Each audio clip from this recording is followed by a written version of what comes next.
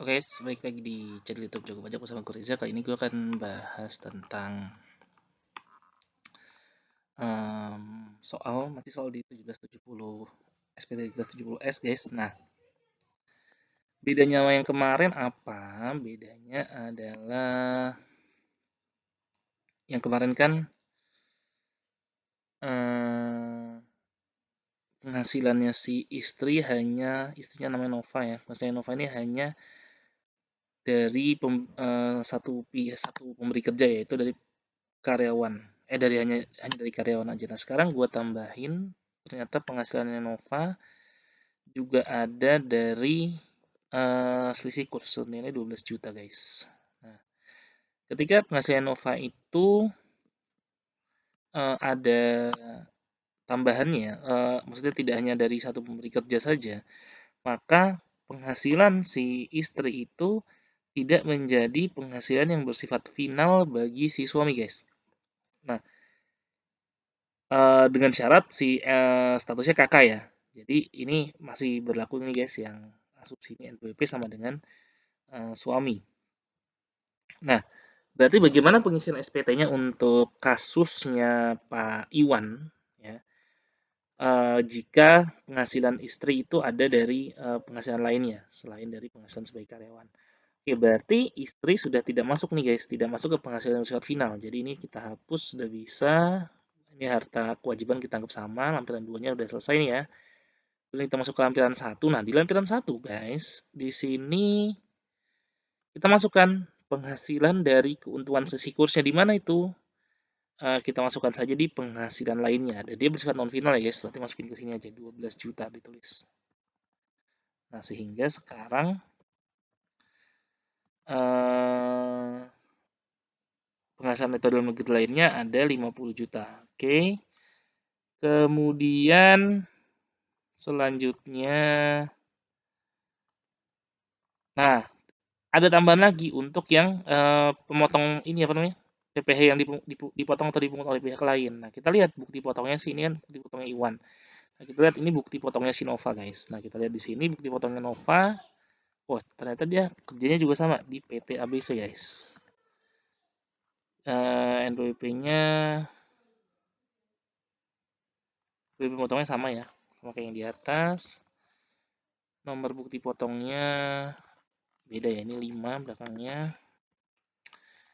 Tanggalnya 31 Januari 2019 sama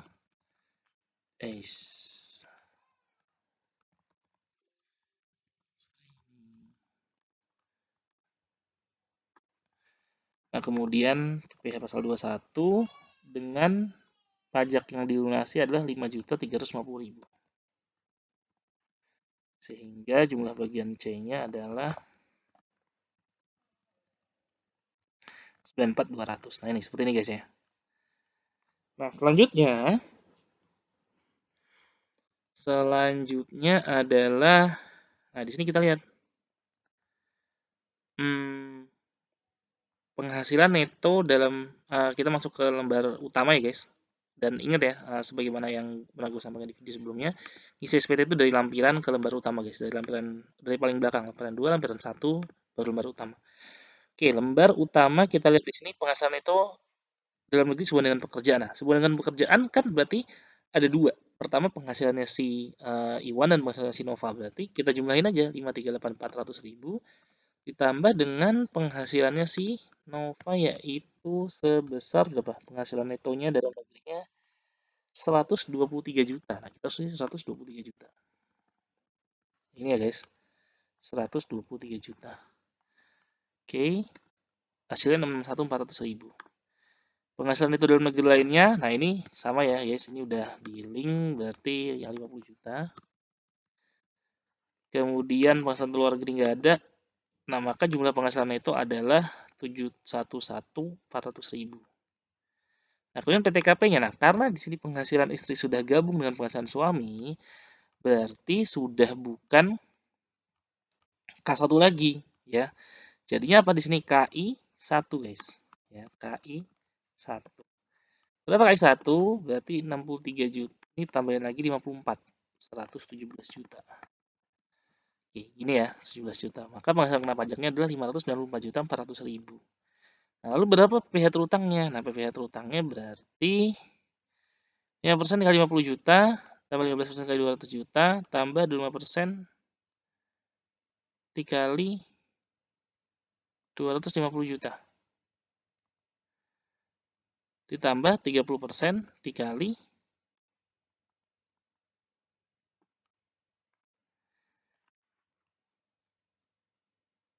berapa tuh? 94.400.000 gitu ya.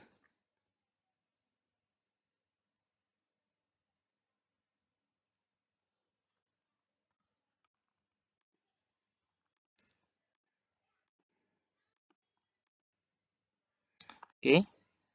Berarti jadinya PPh terutangnya adalah 123.320.000. Oke. Kemudian PPh yang dipotong atau dipungut pihak lainnya adalah ini ya guys, berarti 94.200 ya. Karena ada 2 tadi.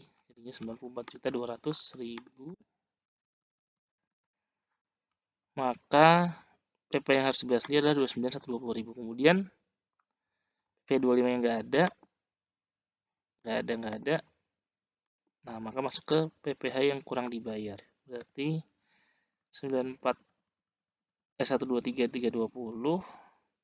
dikurangi dengan 94.200 dikurangi dengan enggak, sorry. Maka ini sama dengan ini ya, sama dengan 29.120 ya. Sorry, sama dengan 29.120. Ya, karena tidak ada PPh 25. Nah, berarti yang harus dibayar sendiri adalah 29.120.000. Lalu apakah ada PPh 25? Nah, boleh ada, boleh tidak ya guys. Karena si Iwan dan Nova ini adalah dua-duanya pegawai, maka dia tidak wajib untuk menghitung PPh atau tidak wajib untuk membayar angsuran PPh pasal 25. Tapi jika dia menginginkan, maka boleh aja PPh pasal 25. Tapi ini kita anggap karena dia pegawai dan 1770S juga, kita anggap dia tidak membutuhkan tidak berkenan untuk membayar PPh pasal 25. Seperti itu.